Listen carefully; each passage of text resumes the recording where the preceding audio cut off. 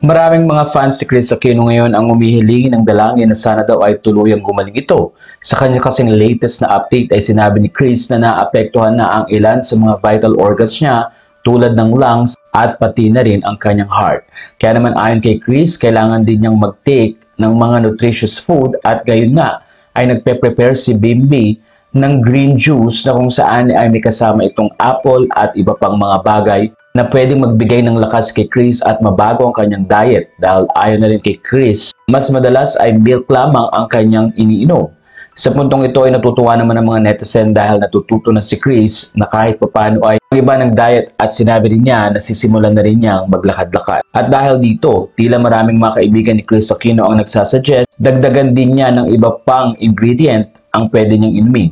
Ayon kay Carmina Villaruel, pwede daw dagdagan ng ginger at celery ang nasabing green juice. Pero sinabi ni Chris na meron siyang allergy sa mga pagkain ito. Ayon kay Chris, Mina Villaruel, allergic to ginger and turmeric inaanak, we found out in my allergy trigger blood panel. Sa puntong ito ay wish lamang ng mga netizen na muling gumaling si Chris at dahil nga dito na ikwento rin ni Chris Aquino na kailangan niyang bawasan ang mga nagbibigay ng stress sa kanyang buhay. Kamakailan November 3 ay sinabi nga ni Chris na tuluyan na siyang nakipag-break kay Mark Leviste.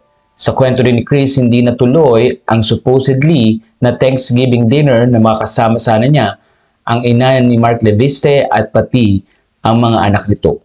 Kaya naman ayon sa mga netizen, mas mahalaga ngayon kay Chris na magpahinga at bigyan ng time ang kanyang pagpapagaling.